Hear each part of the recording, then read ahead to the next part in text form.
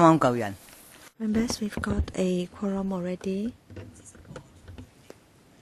We have a total of 70 deputations attending today's meeting. We hope to adjourn by 2:30 p.m. We're going to have a 30-minute break at a suitable time so that you can have a break and have lunch. We invited members to sign up to join the subcommittee, and we have a new member, Mr. Chen Hang-pan. So I'll have to ask members whether you think there is a need to elect a chairman and a deputy chairman. So, all right, so the chairman is Chen Yunhan, the deputy chairman Cheung Kwok-chu, but Cheung Kwok-chu may not be able to attend today's meeting. So I'll be chairing the meeting today, all right? And also I'll be chairing meetings in this session. I want to say that our term will lapse in February next year. And I believe that we may have to extend our term for another session. So maybe next time the Secretariat can prepare a paper for us so that we can have a discussion on whether the work of this subcommittee has to continue after February. We have the secretary who has said that he wants to be personally present today. So we have Mr. Matthew Zhou, the secretary, and he is accompanied by Ms. Stella Chang, PAS for Labour and Welfare, and Ms. Susanna Lai, PAS for Financial Services and the Treasury. So let's invite the administration and the deputations in.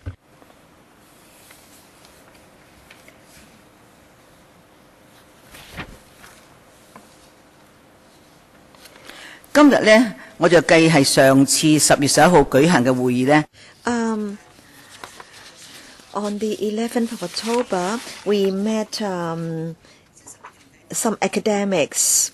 12 academics attended that meeting, and today we'll hear the views of labor organizations, welfare groups, the business sector, employers association, and political parties. So this meeting will, I hope, adjourn by 2:30 p.m. and we're going to have a 30-minute break at around noon.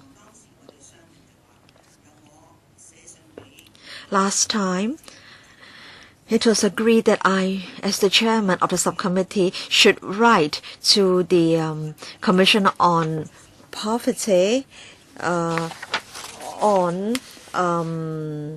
the carrying out of a public consultation exercise on the research report on future development of retirement protection in Hong Kong. The CS4A gave the subcommittee a reply on the 11th of November. The Commission will hold a meeting on the 24th of November to discuss the report and the relevant issues. And the CS4A has said that the subcommittee's views and suggestions will be forwarded to the Commission on Poverty. So I said that we're going to have another discussion later in November. In other words, is it that we should hold another meeting after the Commission on Poverty has held its meeting? Yes, that's a suitable arrangement, Chairman. The Commission on Poverty has yet to have an opportunity to have an in-depth discussion into the research report. Maybe after the Commission has held a meeting, I will contact you to see when the subcommittee should have a meeting. What about mid-December? I can't really promise you anything at the moment because it really depends on the progress of the meeting of the Commission on the 24th of November. So I'll contact the clerk as soon as the Commission on Poverty has held its meeting. All right, so let's fix the date of the next meeting after the Commission has held its meeting. All right? So we'll wait for the administration's reply. Leung Yu Chong, any suggestions or comments? No? Right. So I thank the deputations for coming today. We have a total of 70 deputations. Due to time constraint, each deputation will be given 3 minutes to address the subcommittee. Now, I believe some of you have been to our meetings. So there you can see in front of you an earpiece. You can wear it if you like. And then channel 0 is the floor channel. Channel 1 Cantonese. Channel 2 English. Channel 3 Putonghua. Please refrain from speaking in cocktail language. This is to facilitate the work of our simultaneous interpreters. I would also like to remind the deputations of the following rules to observe. When you speak, you will not be covered by the Electoral Powers and Privileges Ordinance, Cap 382, nor your written submissions, nor will your written submissions be covered by the ordinance. And please note the various security measures detailed in the points to note for the public attending electoral meetings and the public gallery in the electoral complex. So please follow the note or the arrangements in the note. We've got one submission from the Federation of Industries, but the Federation is not attending today's meeting. And please, as far as possible, give us your script or your written submissions if there are any.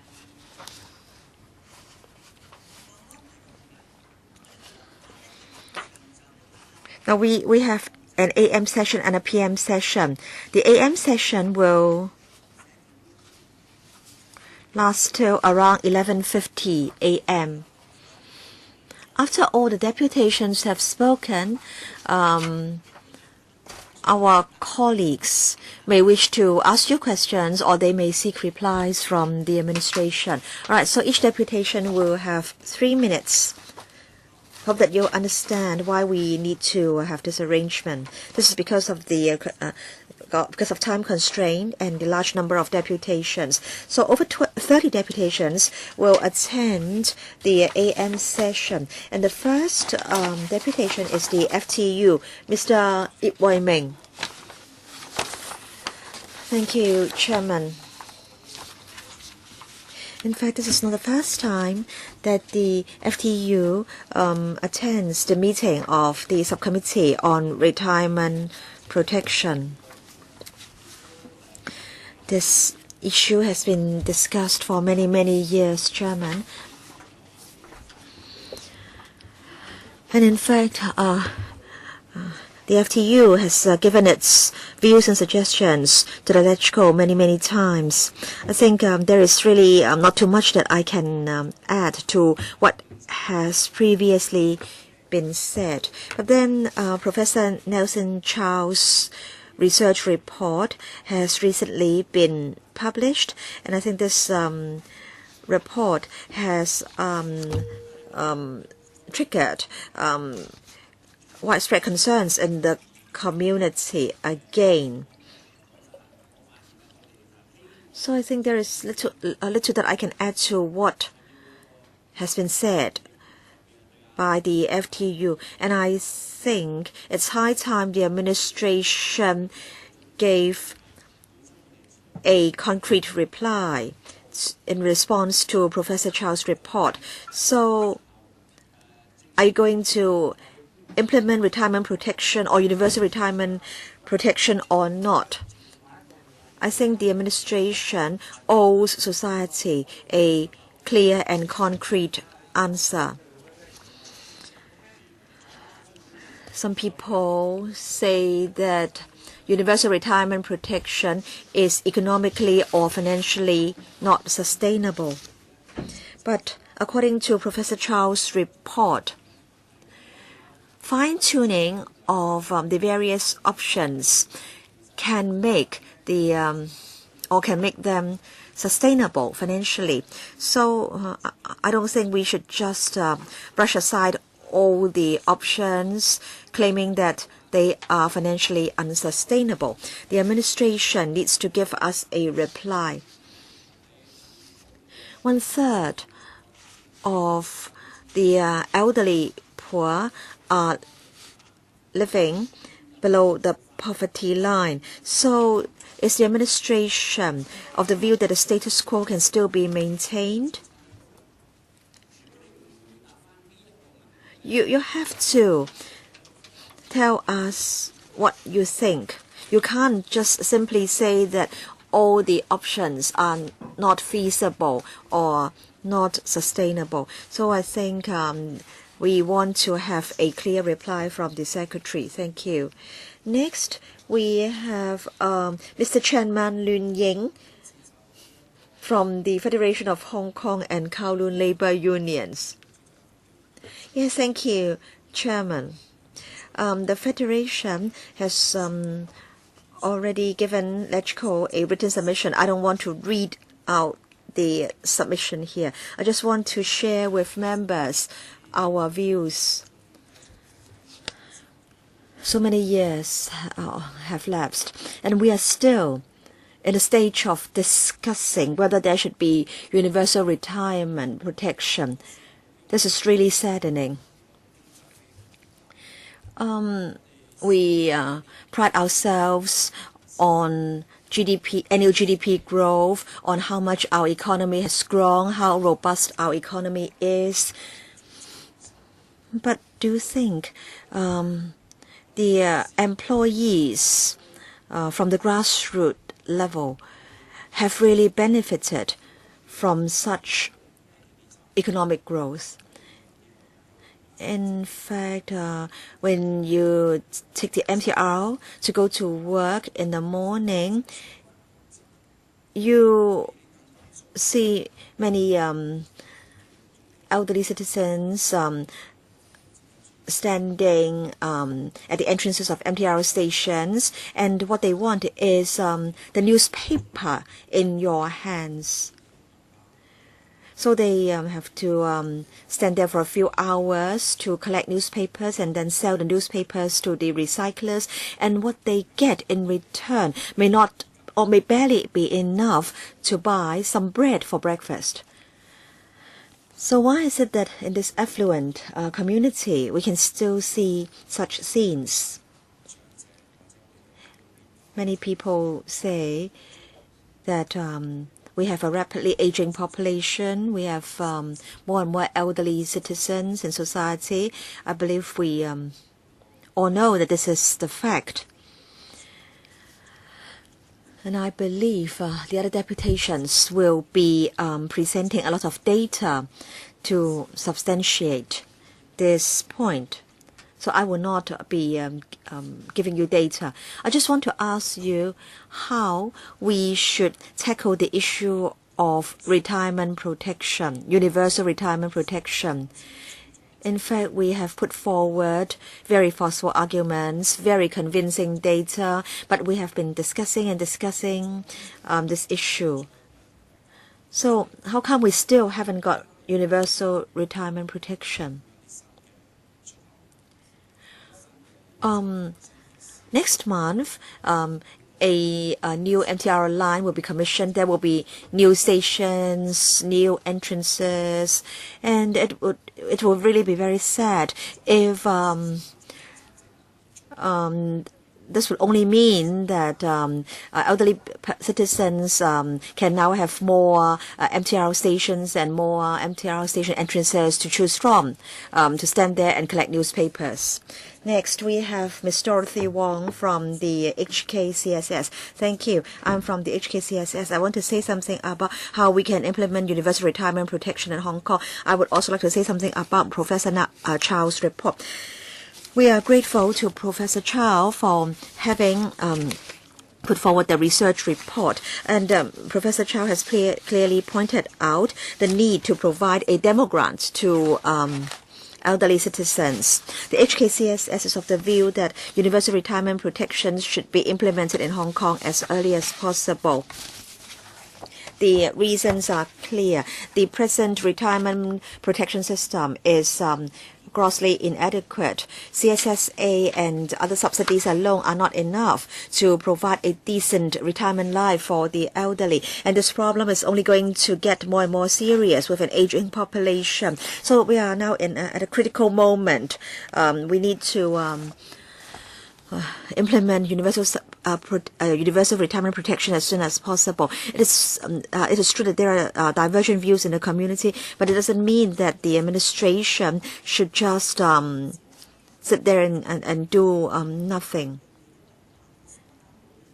If in the future, if we can only have the present system to rely on, then in order to meet the increasing expenditure on elderly services and welfare, the administration will have no alternatives but to increase tax. And so concerning the demo grant option, we can see that a tripartite contribution scenario is feasible, and $3,000 a month as the rate of the demo grant should be affordable to society. Yes, we understand that there are divergent views with regard to the recommendations in this report. Those who support the recommendations feel that the existing systems are inadequate to help elderly citizens, and so they think there is the new system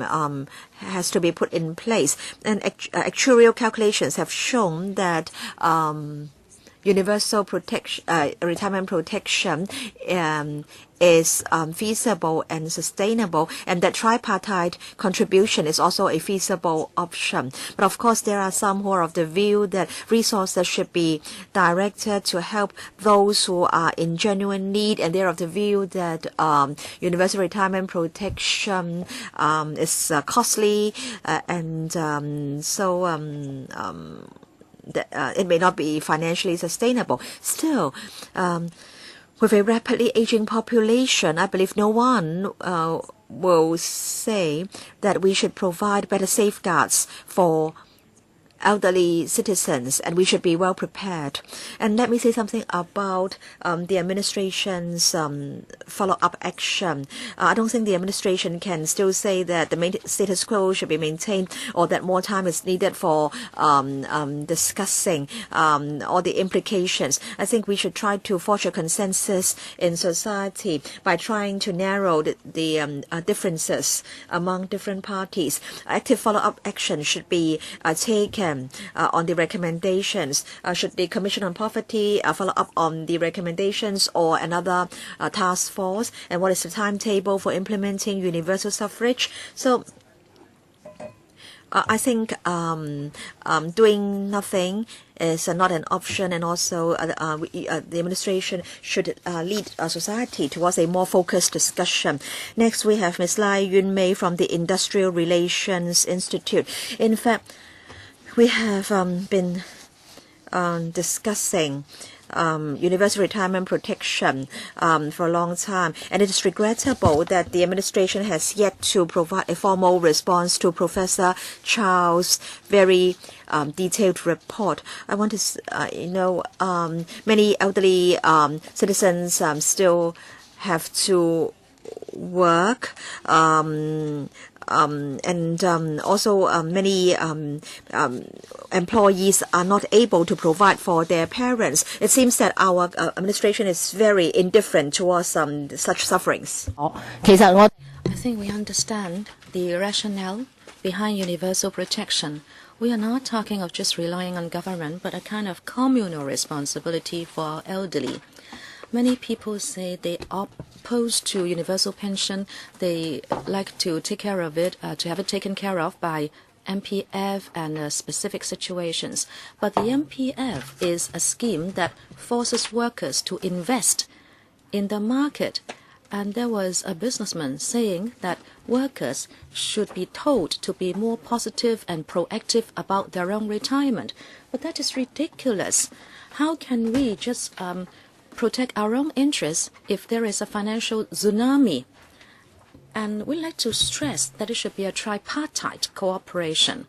The bosses, the workers, and the government should all take part, because the community's wealth has been the product of the efforts of all three parties. So it is not right for only the businessmen to get all the wealth and not the workers. So it is a kind of insurance scheme that we are talking about to redistribute health to the community. Those who can afford more should do more, but workers also want to do our part. The society is now torn apart, and the government always says Hong Kong is our home, but we are not doing anything to work for the unity of the community. We have a lot of conflicts in society, and I think we should waste no time in pushing for universal pension. Dr. Nelson Chow has told us that, in fact, universal retirement protection is sustainable. By 2041, we will still have over $100 billion in reserve. And if you look at research done by other organizations, they also return a reserve of $70 billion. Those who object to the scheme should read the report in detail. Don't just say that everything will burst and the economy be busted.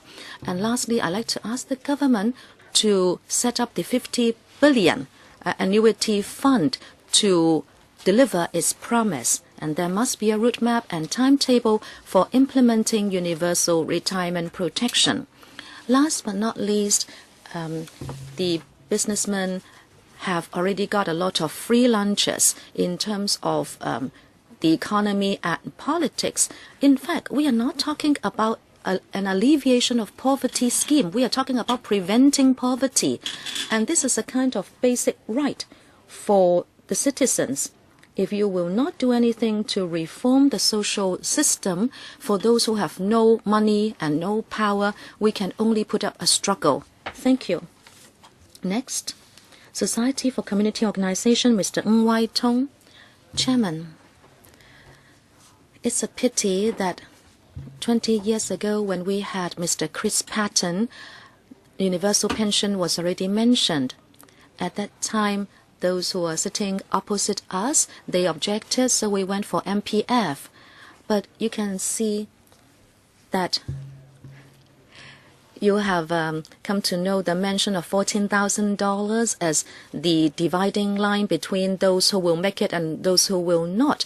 And it seems $14,000 has become the dividing line for those who can afford a retirement protection and those who cannot. And we are talking about a multiple of 2.5. In other words, if you have a low salary or low wages, the future protection you get will also be meager. Even if you contribute to MPF, as you know, if you are beyond 60, there will be age discrimination, and you will be compelled to retire, or you would not just get a job. Those who are in the middle class may not worry about retirement, but the grassroots workers are worried about post-retirement life. And we know we have an aging population. All of us admit that we have this problem. So what happens? If we don't think of a contributory scheme, you will of course ask, where will the money come? In the end, we will have to get CSSA. As you know, we are living a longer life now. If you cannot tackle the issue of aging of the population, it will be a problem. And since Dr. Nelson Chow has already been commissioned to do this report, I think the administration should consult on it. But we have been dragging our feet since January 2013. It's almost 2 years, and we don't know when consultation will be conducted. The report was issued in June, and there is still no consultation by the administration.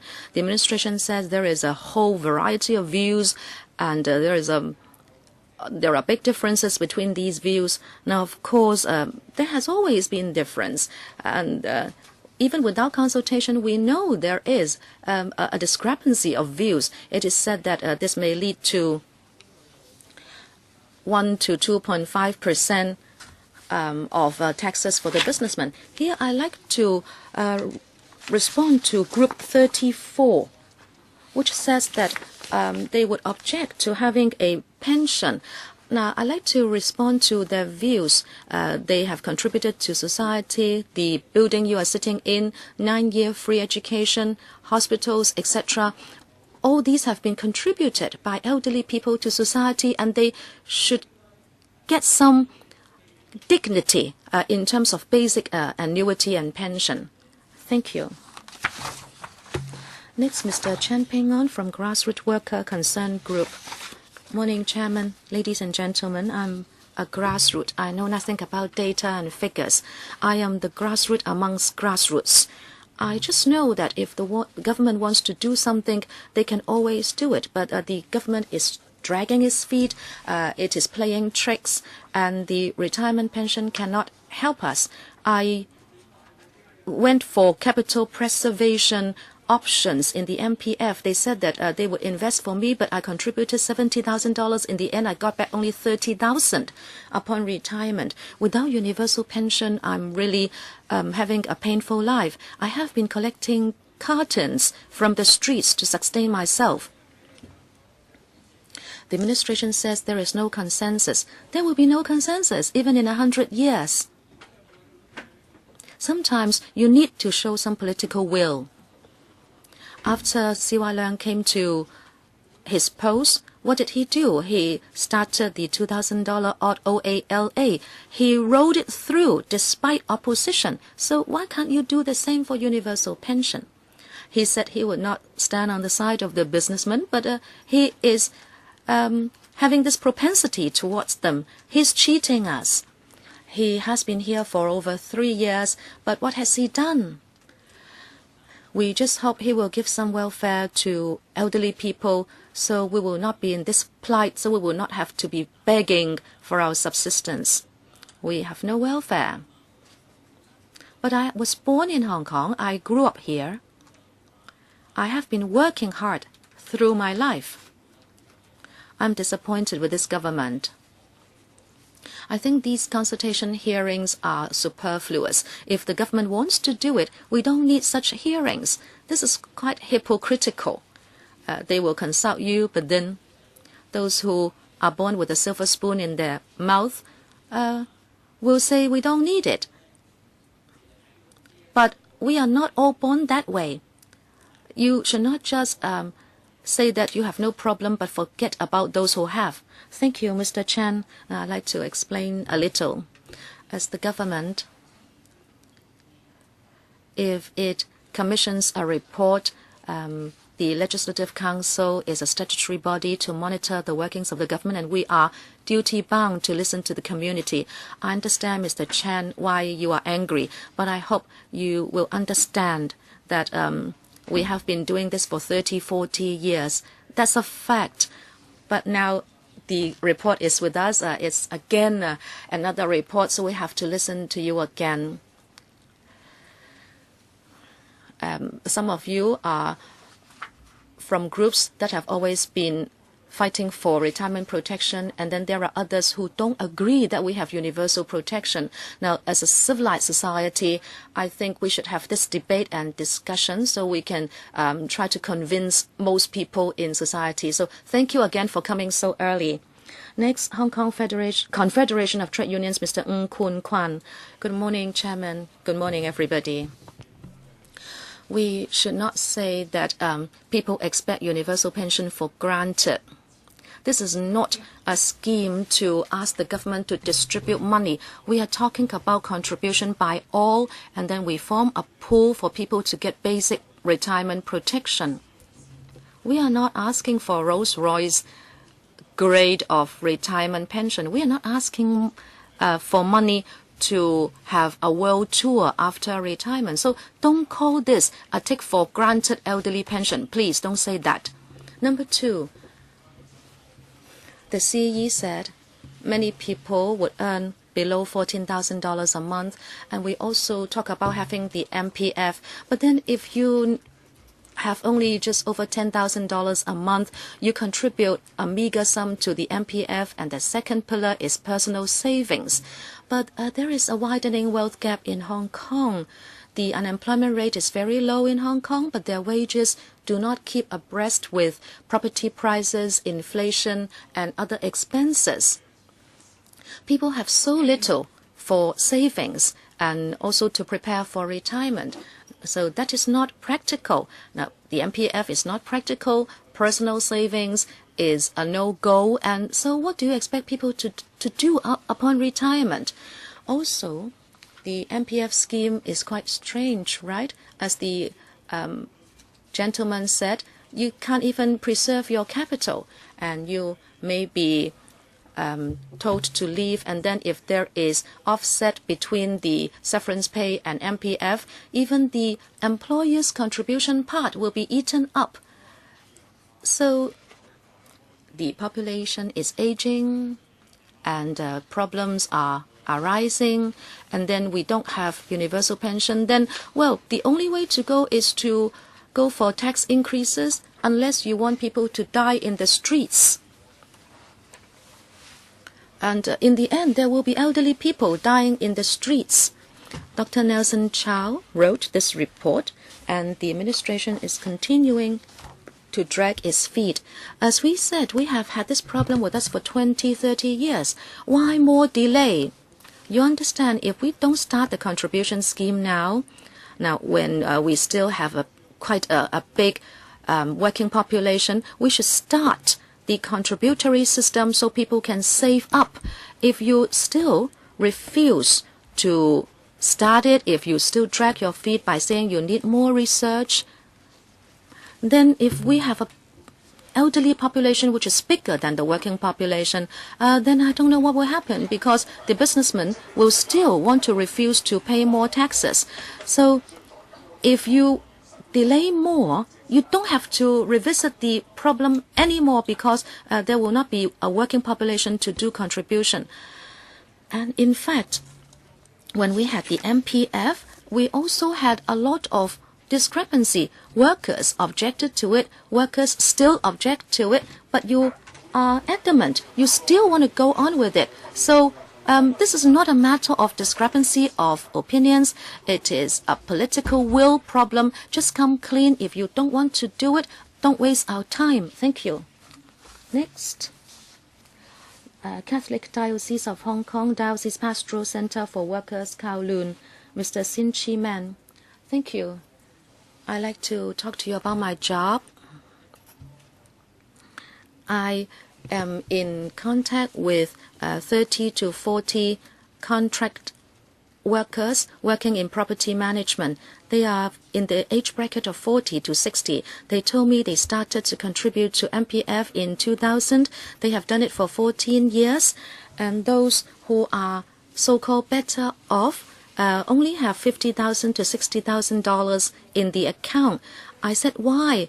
They said, since we are in a contract, they vary the places of work every 2 to 3 years, because that will be subject to another bidding exercise. If the company loses, then they will be sacked, and the MPF would be used to offset the severance payment. So they told me that they have experienced this for 3 to 4 times. So how can you expect MPF to sustain them after retirement? And then those in property management, when they get to the age of 65, they will lose the B license. They want to continue to work, and they will have to go for a body check to get the A license. But then, even so, they cannot go back to their original job, because they have no B license, and they lose competitiveness. So in effect, they lose their job. So whether it be property management staff or cleaners, they would rather go for another scheme to protect their own retirement. They would rather hive off their MPF contribution to a universal pension scheme, they would in fact be happy to contribute more to a universal pension scheme, so they will be reassured of life after the age of 65. Also like to ask the Secretary. Dr. Nelson Chow issued a report. He said that the scheme he is proposing is sustainable until 2041. If the administration has asked an academic to do the research, what is the government's response to the professor or the community and the workers? And also, the report says that there is a loss recorded for MPF to the tune of 6.7 billion, and 2.6 million people have contributed to it. So on average, a loss of $577 each. How do you expect us to rely on MPF for our retirement? I think the Secretary has to answer to this question. Next, Ms. Choi Wai-fan from a concerned group for security workers. Good morning. We think the MPF cannot help us in our retirement. As a deputation said, quite frankly, I have never liked it. I have never agreed to it. But as the other deputation said, it was forced upon me. Starting from 2002, my job required me to contribute to MPF. Some companies did not take part, but I went to another company and I had to contribute. I only had a pay of $4,800 and the threshold was $5,000. And so at that time, only my employer contributed, not me. After 3 years, my salary was increased to $5,000 and I had to contribute to MPF. In the end, my take-home pay is less than what I started with. What is the good of MPF for us? I can't think of any benefit. Starting from 2002 until 2014, I have contributed to MPF for 12 years, and I have looked at the cumulative amount in my account. It is just over $60,000. What is it good for? I'm 59 this year. I can work for another 6 years. And how much more money can I put into MPF? When I get to 65, I cannot be a security worker. And what can I do? Our B license will be cancelled. The regulations say we can get a body check and we can go to a single or stand-alone building to do security work. But look around you. We don't have any stand-alone buildings. We have shopping malls and large estates. And the URA is pulling down these stand-alone buildings. So what can we do? After 60, we will be compelled to retire. And the MPF will not be able to sustain us. Supposing I retire at 65, and if I get $80,000, they will have to take a handling fee and other charges from my account. I don't know whether I can get back $80,000. And for how much longer will I live beyond 65? I have to keep myself alive if I continue to live. Secretary, please think about it for us. Thank you. Next, Grassroots Rights Monitor, Mr. Ng Kin Wing. Thank you, Chairman. After Dr. Chow released his report, the feasibility and sustainability of universal pension has been analyzed in detail by the inclusion of a lot of data. I will not go into that. And also, the Retirement Protection Alliance has issued a book recently recapitulating Hong Kong history for the last 20 years and Hong Kong's present situation and why they would support a universal pension scheme at this time. I hope members of society can read it. We have given a copy to Carrie Lam, Matthew Cheung, and also C.Y. Leung.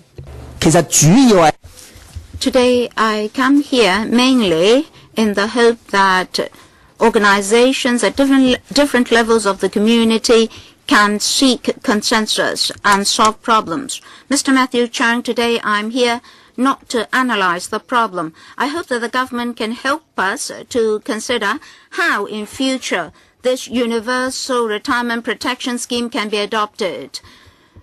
All social resources related issues will be controversial. A good social policy is that after you've spent money, you'll be able to resolve controversy such that society will be more united and advance further. Our society is already torn apart and divided.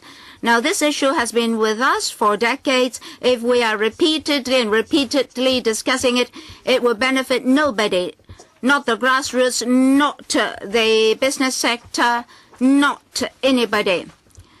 Professor Nelson Child's report does not aim at assisting the poor. It is to assist the elderly and to make them feel comfortable in their twilight years. After solving this problem, our elderly will feel at ease, our society will feel at ease, and we can progress further. Professor Chow Kei Lee repeatedly mentioned assisting the poor. He's being short-sighted. I don't want Hong Kong society to be so poor such that we only have money and reserves. And then I'd like to clarify certain erroneous viewpoints.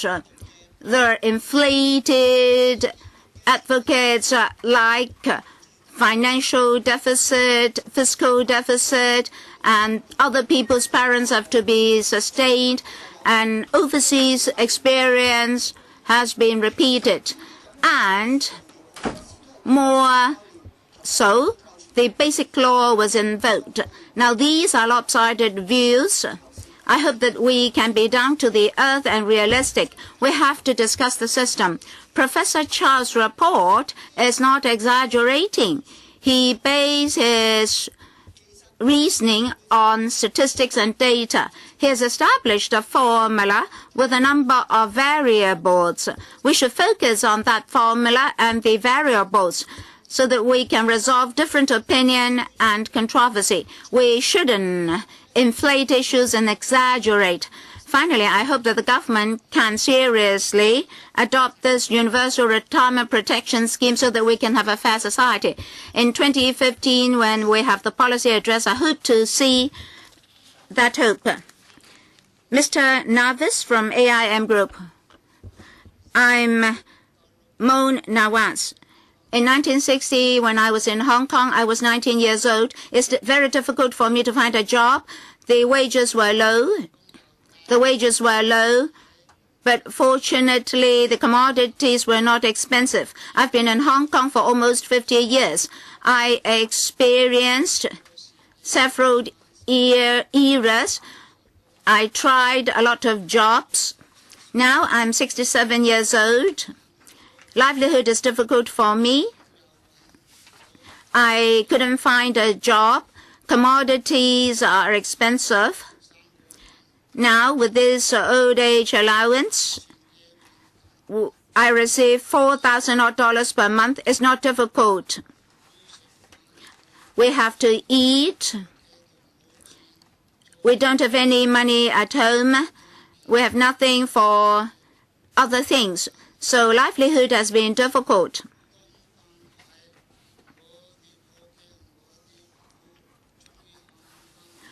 Our family would like to come out to work. We love Hong Kong. We pay a lot. I love to stay in Hong Kong. Therefore, I hope that the government can help us. We're part of Hong Kong. We're a member of Hong Kong's community. We would like to be able to live in Hong Kong. $3,000 to $4,000 per month is not enough.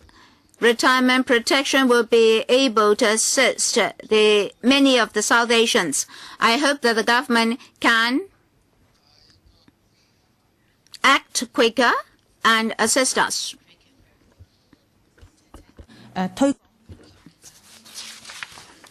Next, Ms. Zenny Ting from 推廣員及零散工工會 from the Promotion and Retail Trade. This is the third time we come to the LegCo to express our views on retirement protection. Our MPF has been discriminating against non-paid housewives, and administrative fees have been higher than return, is exploiting severance payment, and the vetting scheme is not fair. The more you vet, the more you're unfair. For the tripartite contributory scheme, you say is not good enough, but if you increase tax, you add to the burden of the incumbent residents. Now we have repeatedly mentioned all these points, and every time we came, we repeatedly mentioned these few points. What did the Bureau Director say? At first he said, no, we did not have consensus. In society, we commissioned a number of university posts for us and proved that at least 80% of the respondents said that they're in support of a universal retirement protection scheme. And then the Bureau Director said that he did not have enough money, it wouldn't work. And then further he said that he would wait for the report of Professor Chow, which is coming. All right, Professor Chow's report is out. Why didn't the Bureau Director respond to it? Universal retirement protection is economically sustainable. As mentioned just now, in 2041 we'll have a surplus, a huge surplus. So all the arguments put forth by the administration had been rebutted. So why have you not launched it? If I ask you A, you said B is not all right yet. And now we all agree to have this universal retirement protection scheme. We are supported by public opinion, but you're dragging this on. You always emphasize that in 2041 we'll have a population problem. So you sat back and did nothing. We have several requests here. Number one, we need a clear reply from the Bureau Director. That is in response to Professor Chow's report. If something is not in line with the government's position, you just set it aside. Number two, you must have a universal retirement protection option for us. I don't want next time when we come again for a public hearing, we're told again what defects are there with the universal retirement protection option. Professor Chow's report recommends a number of options and variables. We can discuss them. Take, for example, we can take out something from the MPF, or we can have extra contributions. So we must have a discussion on specific options. Number three, on how to adopt this universal retirement protection proposal, the government should give us a timetable and a route map. Finally, I hope that the CE can honor his promise during the election, that is to set up a seed fund. Well, Bureau Director, I hope that you can answer and face our request squarely. You don't need to repeat yourself. Next, Ms. Chong Po Lai from Cleaning Workers Union, an organization of the cleaning workers. Well, my heart is beating. I don't know how to speak. This time, Professor Chow has produced a report. Our workers are very happy. He supported us. He has proved that retirement protection is correct. The government shouldn't drag this on further. Our wages are low. The administrative fees and handling charges of the MPF are very high, so we didn't get much. And every 2 years we're laid off, and after the setting off, our wages became very, very low. So we received very little. So no more setting off, please. The severance payment shouldn't be set off or against what we should get originally. And if you want us to pay contributions, it will be a heavy burden on the elderly, because our workers are the age of 60 and 70 still have to work 2 jobs. We're working over 10 hours per day. So we would like to save up more money for our retirement. At the moment, the retirement protection is not sufficient for us to lead a comfortable life in our twilight years. A young person said that it's not fair for young people to have to sustain their preceding generation. I do not agree. The older generation had worked hard and contributed a lot to society. Now we don't even enjoy basic rights and interests. So it's no protection at all for us at the moment. If you do not launch a retirement protection scheme to support the elderly, in a few years' time the economy will become poorer and it will be earning even less, so it's more unfair to us. So immediately you should set up this seed fund for universal retirement protection such that the elders can enjoy their twilight years. Vetting will produce a negative labeling effect. It will also boost the government's administrative cost. And you're not encouraging people to save money either, because you're saying that people should spend all their money before they can receive any retirement protection. Well, in fact, I don't really know how to speak. The more I speak, the more I become confused. I hope that the government will not forget what we're saying after listening to us. It's just like me.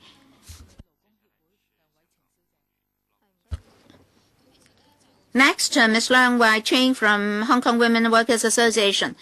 Madam Chairman, the government has been dragging this issue on. At previous public hearings, we asked for route maps and timetables for retirement protection, and the Bureau Director said that he would await the report of Professor Chow and he would follow up. Many friends just now said that the report had been published. How will the government respond to it? The government is treating it in a very light manner. The government had not really treated it seriously. The government had not or had turned a blind eye to this elderly problem. Our elders won't be able to lead a dignified retirement life. Some of our elders have been working, but government support has not been enough, and sometimes workers have to get engaged in casual jobs only because they have to take care of their children. But then there is insufficient retirement protection for these women. They have no retirement protection. These women take care of their children at home. No provident fund, no retirement protection. When they're old, the government will only ask them to take out CSSA, and these negative labels will still be put on them. They have paid a lot for the sake of society. They have contributed a lot to society, but the government has not undertaken to give them the retirement protection that they so deserve. Now, this problem has been with us for decades. This problem will only deteriorate. The government, as well as Mrs. Carrie Lam, chairman of the Commission on Poverty, said that the government would not hard sell universal retirement protection. This means that the government has no commitment at all. We came here many times. We did hear comments on Professor Chow's report, but then the government is not acting, so we don't have any options to work on. I strongly ask that the government treasure the time now. You cannot drag this on any further. I hope that the government will conduct consultation as soon as possible and give us a route map and timetable as far as possible so that we can have a retirement protection scheme as early as possible. I'm a young person. I have to say that the younger generation support retirement protection. Universal retirement protection should be a tripartite scheme. We should all contribute. If we contribute, our parents and our grandparents will be protected when they're old. I hope that the business sector representatives will no longer hijack the opinion of young persons saying that we'll oppose it. We don't oppose it so long as the universal retirement protection scheme is properly set up. Everybody in society will be protected. Next, Mr. Augustine Yu from Catholic Diocese of Hong Kong Diocesan Pastoral Center for Workers. When I came here on my way, I thought of one issue. Mr. Tung Chi-wah, the former CE, and Mr. Anthony Leung, the former FS, said that we should think about home ownership for young people. Today, I'm very happy to see so many young people here. I have a question for you. The media asked why so many young persons had participated in this umbrella movement. It's because they had no hope. I know a graduate from an associate degree program. He earns $9,000 at the moment. I think in the near future, he won't get more than $14,000 per month. All right? Salaries are not high. These young people have to repay their debts. They have to give money to their families. So what about retirement protection? As a representative of a workers' union, I have to say that retirement protection is very important. Some of the remarks just now had been very strange. I would respond to Deputations 31 to 37 in a moment. I have to ask, for the employees, after our retirement, is there any chance for us to lead a stable life? Some foregoing friends said that people started to worry from their 40s. They become more afraid in their 50s and then more afraid in their 60s. If you only get tens of thousands of dollars, you can spend everything in a few years' time. Should everybody take our CSSA? Well, a person received $30.5, just above the statutory minimum wage. So how much he has to earn before he can have a stable retirement life? I have to mention one point. We asked for universal retirement protection. The reason is simple. It's just like 15 years of schooling. You won't oppose universal medical and health care, but you oppose universal retirement protection. So you're being selective. Why? It's because there are misunderstandings. Don't forget that retirement protection is not elderly welfare. Retirement protection is for the whole workforce. I can envisage that upcoming deputations would say that we should not distribute money. But that's not universal retirement protection. We're saying that the government, the employers, and the employees should all contribute. Not just the employers, not just the government. Everybody has to contribute because everybody will benefit. Next, Mr. Chow King from Smart and Beauty House. Good morning. I'm a disabled person. And I don't have money, no mandatory provident fund, no savings, and no capacity to work. I am a three-nose. I'm chronically ill. I'm almost blind. I have nothing, so I understand the importance of universal retirement protection because most people won't be able to get enough savings. When we were young, we had to provide for our families. We had to educate our children. And then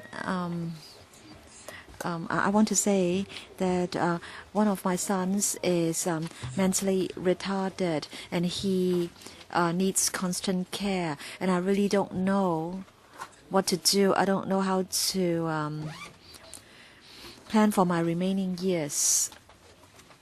So without universal retirement protection, that would be very unfair to people like me who are disadvantaged. So I hope that universal retirement protection can be implemented as soon as possible. And I think an advisory committee should be set up to consult the public on this issue. Thank you. Next, we have the New Territories Evangelical Ambassador, Mr. Simon Tam. Now, in fact, universal retirement protection has been discussed for over 2 decades. Many academics, welfare groups have given their comments and suggestions, and because of very strong pressure in the community, CY Leung's administration finally decided to commission Professor Nelson Chow's team to carry out a research. The research report was submitted to the administration in mid-August, and since then we haven't heard any response from the administration. We haven't got a public consultation exercise. We haven't seen consultation meetings. The administration has not studied the various options put forward by labor unions and political parties. It hasn't made a decision yet. So is it that it's going to drag its feet again? The elderly population will reach 2.6 million in 2041. So I think the administration should be fully prepared for this problem.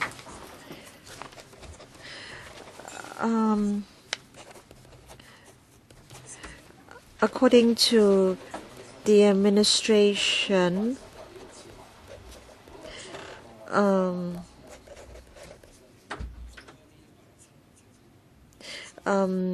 there will be a or rather $2.95 billion for the OAA, $12.8 billion for the OALA, and a huge sum of money for elderly CSSA.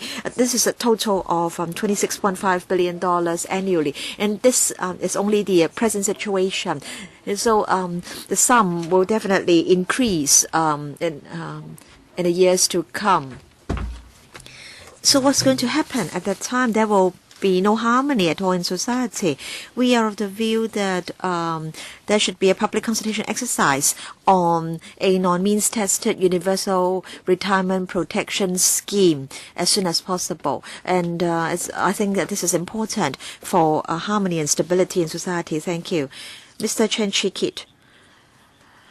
I'm in my 20s, Chairman. I've just graduated. In fact, I worked for some time when I reached the age of 18, and then I decided to resume my studies. In fact, I used to work in a social welfare organization, and I met a lot of elderly persons in the elderly center. They told me that they were very worried. They went to the center every day to take part in the various activities and they looked happy, but in fact they were full of worries. Some of them were chronically ill. Some of them were very poor. They didn't know what to do, and they told me that I too had to prepare for my old age. And at the time, it was the first time that I knew that in fact one should start planning for his old age, not at the age of 40, but at the age of 20. Now, as one deputation has just pointed out, a fresh graduate may only earn $9,000. He has to meet his daily expenses. He may have to give some money to his parents to support the family. And do you expect this person to have savings? Some people may have saved $100,000 or $200,000 upon their retirement. But do you know that medical expenses are extremely high? Some people ask why we should have to provide for the older generations. But they have the elderly have contributed a lot to society. They worked for Hong Kong. They worked for the future generations. So that was the so-called Lion Rock spirit. So do we still have this spirit? So is it really that we should not be providing for the fathers and mothers of other people? So what will happen if we one day become old ourselves? When I was an intern, I met some cleaning workers in their 50s. They said they would retire in 10 years' time, and they said they were worried that they might not be able to have enough money to provide for their retirement life. And some said that they really wanted to die as soon as possible. I was shocked when I heard what they said. These people are worried that they may not have enough money to provide for their retirement life. They want to die so that they will not be a burden to the younger generation. So how come the younger generation is saying that they should not be providing for the elderly? So I think we have a responsibility towards the elderly in society. Thank you. Thank you very much. Next, we have Mr. Wong Po Keung, Chairman of the Hong Kong Taxi Owners Association Limited. Good morning, Chairman. Good morning, Secretary. Our association is an SME. In Hong Kong, we've always been living within our means. It's true that the government has some reserves, but the amount is really not too much. We have all along had a simple low tax regime, but then since the reunification, welfare benefits have been enhanced, and MPF and other subsidies and allowances have increased the burden of SMEs. I think the present safety net is adequate to protect the public. I think what is most important is to encourage the public to be employed. I think the Secretary should review the present welfare systems, MPF, CSSA, LSP, severance pay, the SME, and you know that SMEs have a very heavy burden. Do you know that although we only have 10 odd staff members, we have to set aside about $300,000 a year to pay for all these employee benefits. And if our business is no longer viable, if we have to close down, then can the employees get the LSP and the other benefits?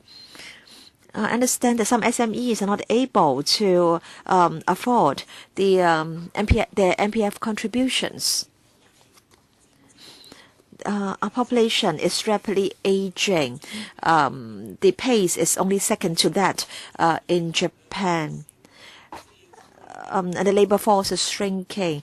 So in future, we'll have a smaller number of young people having to provide for a larger and larger number of elderly. And the administration at that time will have no alternatives but to raise taxes. So where will the government's money come from? Those who work will have to shoulder a heavier and heavier burden. In my view, the MPF contributions are already a very heavy financial burden to SMEs. We don't want our financial burden to be aggravated. So please do not act hastily. It's important that stability in society be maintained. I came to Hong Kong in 1960. I was 13 years old at that time, and in fact, since then, I have been preparing for my retirement life. I have been working for 50 years. I'm now 67 and I'm still working. In the colonial days, there were no benefits at all, and all of us knew that we had to plan for our retirement life. We had to prepare for rainy days. Mr. Bitotam, I am a social worker intern. In the past few months, I convened talks and also discussion sessions for the public.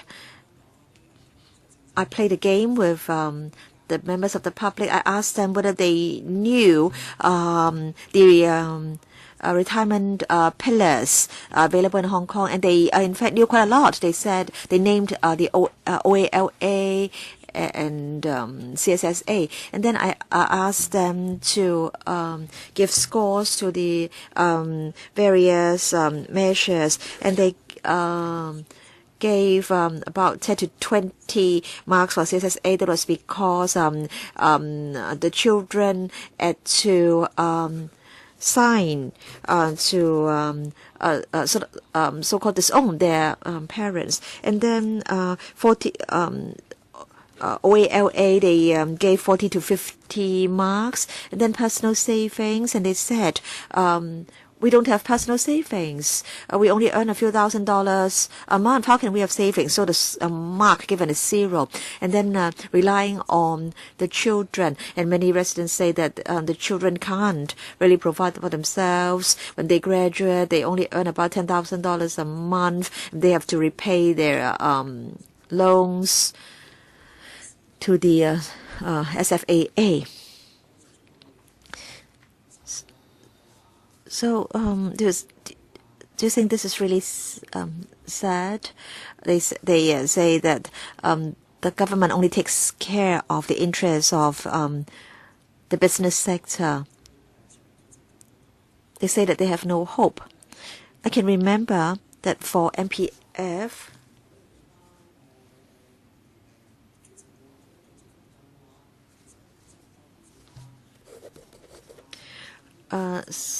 some say that the 5% contribution is not enough, and so the employees have to have savings. But how can you expect them to have savings when they earn so little a month?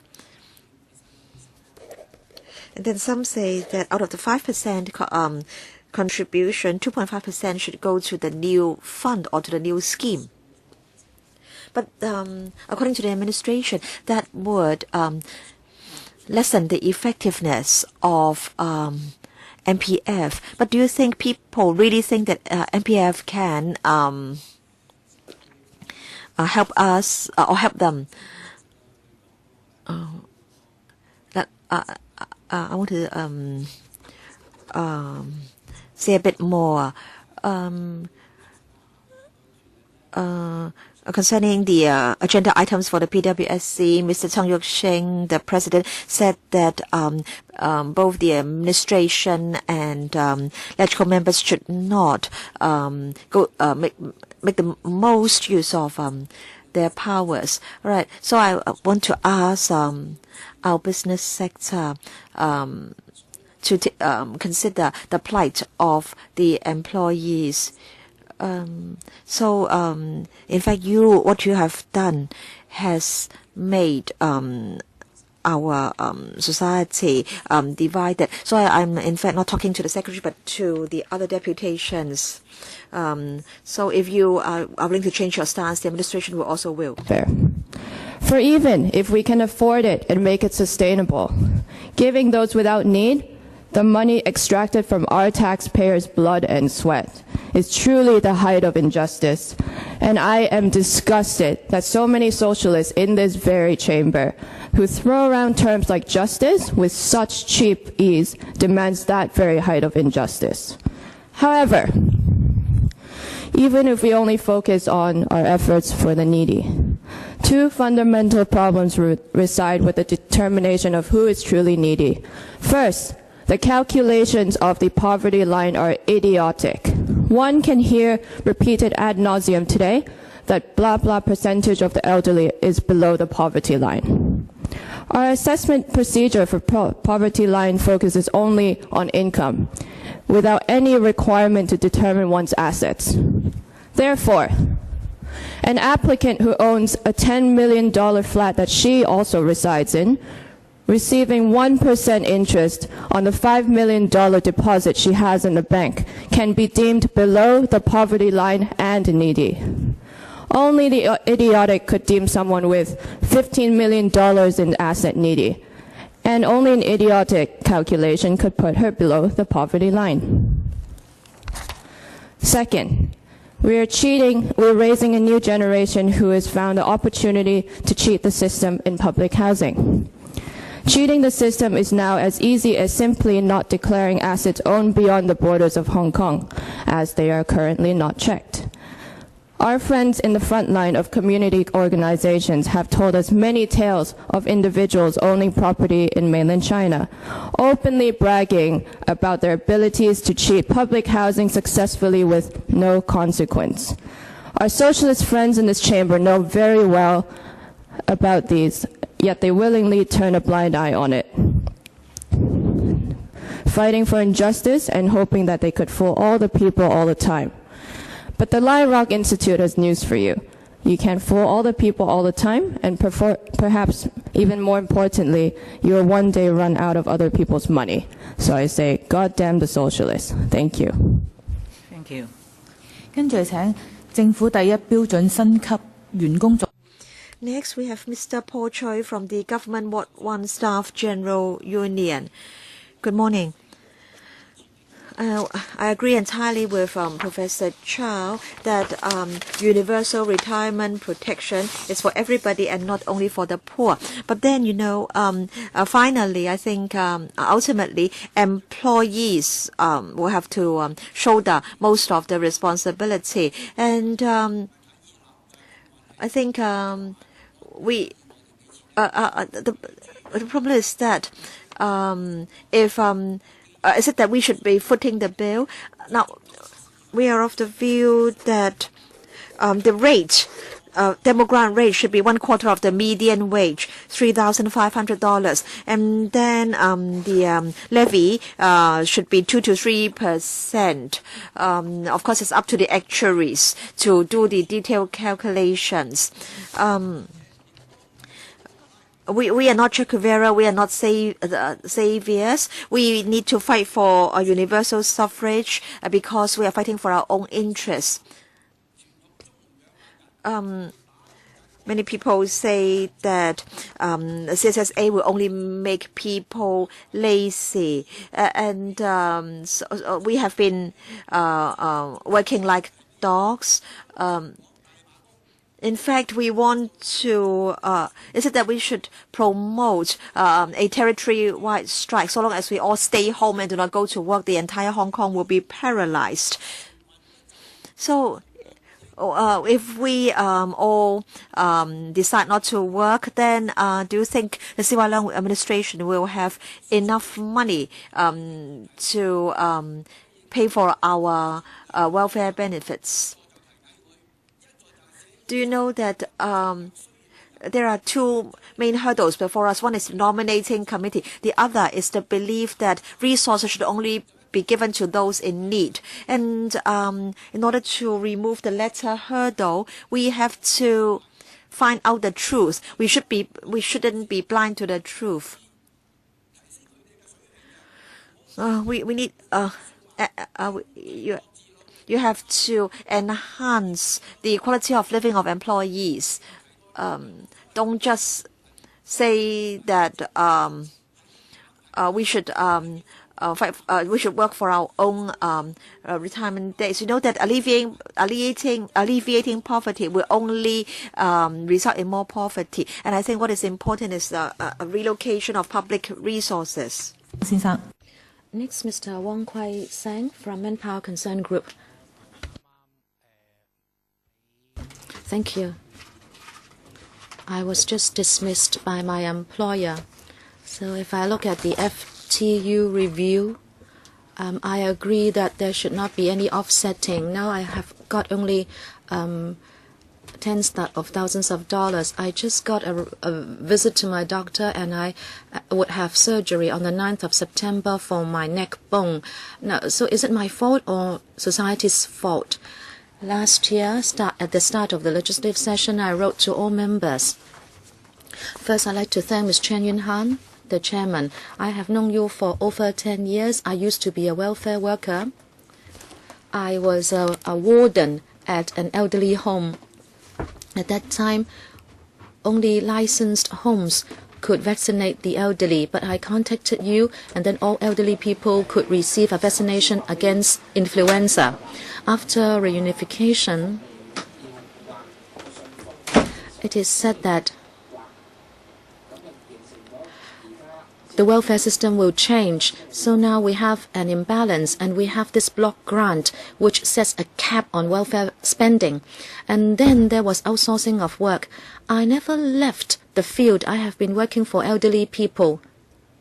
I have gone back to the home to visit them.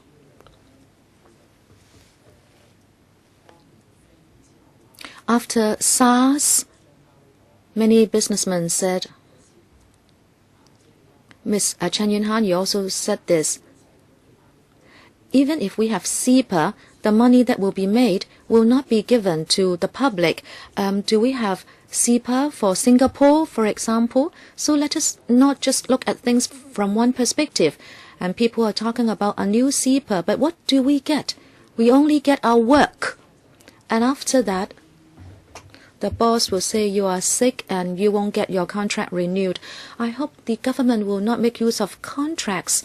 Society is following your example and employing people on contracts, and they will give up people who have an illness. Ms. Chen Yun-han, last time I was here, I talked about a lady who had cancer. Now I call her up and she does not receive calls. And she may be hospitalized. But, Mr. Secretary, I am waiting for my surgery on the 9th of September. Mr. Matthew Chung, I am now down with this illness. Now, I am very happy about the talk about reinstatement notice discussed at the manpower panel. I'm now 57, and I would like to wait for the date when I can be reinstated. I can give some VCD to the CUE's office, this council, and also the chairman of the Jockey Club. I hope I will get an answer before I die. Thank you, Ms. Chen Yun-han. The group on retirement protection. Hello. I'm sorry, I can only handle English. The future development of retirement protection is a huge issue for Hong Kong. We totally agree with Professor Chow's report that this should be much higher on the government's agenda. Otherwise, clearly, it's going to get a lot worse as the population ages. We do support the Professor Chow's report's central recommendation that the government should guarantee a certain level of income for all people over the age of 65. And we think a number like 4,000 a month is probably reasonable. However, we do not support, and I do not understand why so many people who claim to speak for the poor, we do not support the concept of a so-called universal pension. It's totally wasteful of government resources to make payments that do not need them. Under this proposal, me and my wife will get $72,000 a year that we certainly don't need. It's ridiculous. The increases, and if you look at Professor Chow's report in detail, the increases in taxes he talks about in that report are effectively to pay the pension to those who don't need. There's very little increase they're assuming that all the current levels of CSSA will continue to be paid. The increase in taxes is only required because of the sense to go to make it universal. We think there should be a fixed payment to everybody. There should be a guaranteed minimum, but there should be some sort of test for who gets it. The ones who qualify for it, however, should get it automatically. If their income, their assets are below whatever the threshold is set, they should get that money automatically. And in actual fact, if you do it that way and cut out the people who don't need it, you'll give more to the poor, not less. Universality gives less money to the poor people. It's clear, and just look at the numbers. In the longer run for a retirement pension, the most important thing is to improve MPF. Everybody sits around bashing it, complaining about it, and saying it's no good, doesn't do this, doesn't do that. Well, for God's sake, let's improve it. You know, we've got to. Obviously, the severance payment offset in the MPF is totally ridiculous. It shouldn't be there. It should never have been there, and it should go. There should be, for the people below a certain level, the payments, the employee doesn't currently make a payment. It's important that everybody puts in 10%, and our proposal is that the government should pay that missing 5% for the lower workers. But nothing can come out. You keep, once the money's in, it's there forever. Also, MPF fees should be capped. They can come down quite a lot from existing levels. And also over the next 15 years, the amount paid into MPF should increase from the current levels of 10 to maybe 15 to give. By doing all those things, we can create an environment where the majority of Hong Kong people will have a sufficient MPF account. They'll do something useful. Not now. The current generation will still need the government seat, the government floor. But in the future, we will have more people self-reliant, have their own funds, instead of this proposal and all the various proposals to cut MPF, which basically mean nobody's going to have any. The poor are going to get poorer and the rich are going to get richer. And that surely is not the goal. Hong Kong has too big a gap between rich and poor, and this proposal sends it the wrong way. If any groups want me to explain the numbers to them, say why that's true, I'd be delighted to do so. Thank you. Thank you. Next. United Friendship Taxi Owners and Drivers Association Limited, Mr. Feng Sheng. Good morning, Chairman and members and everybody. On our views on the development of retirement protection, in August 2014, Dr. Nelson Chow submitted the report on future development of retirement protection in Hong Kong executive summary, and he provided the actuarial analysis of 5 options. I have read the report, but I am not of the view that the demo grant should be one of the pillars. The Hong Kong Educational Institute, Professor Chow Ki Lei, pointed out about retirement protection in Hong Kong, that Hong Kong people are only focusing on the demo grant proposal by Dr. Nelson Chow and the financial sustainability, but we have forgotten about the objectives of having retirement protection. He said that by improving CSSA, that would be more cost-effective in tackling the elderly poor problem. I think it is time for us to take a break and think about this. And the Hong Kong UST Professor Lui has also come to a similar conclusion. Dr. Lui said in one of his commentaries that the pay-as-you-earn annuity would mean intergenerational protection for retirement. The characteristic is that we would tax the working population and the young so that we can pay for welfare for the elderly. When the working population retires, then we will charge tax from the then working population.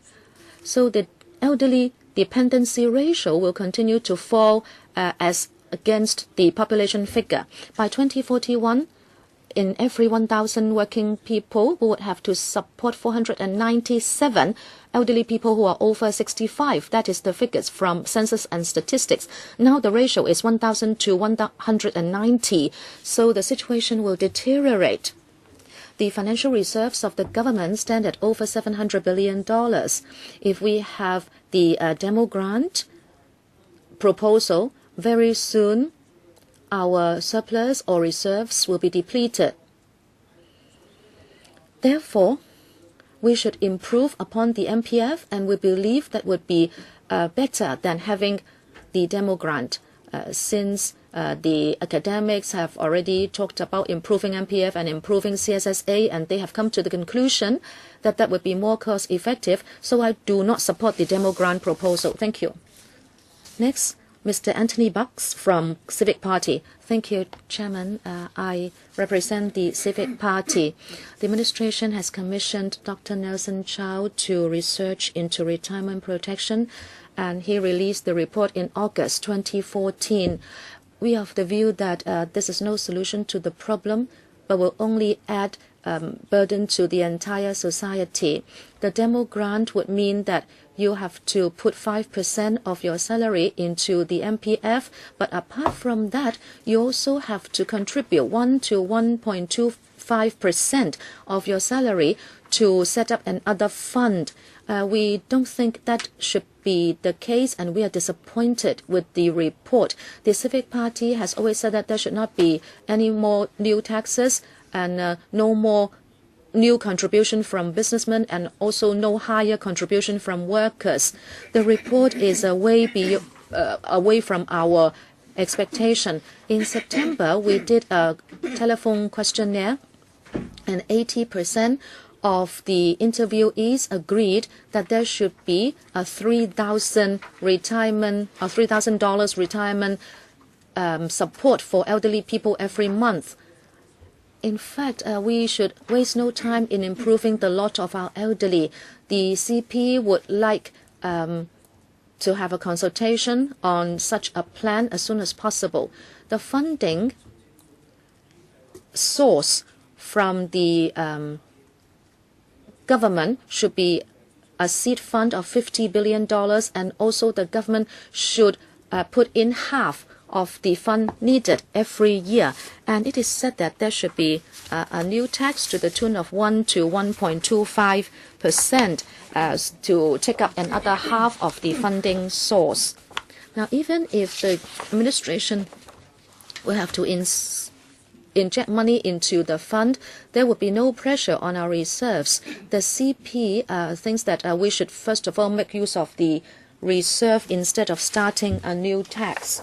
And the CP is of the view that we should have retirement protection for all without new taxes and without asking for more contribution from employers and employees.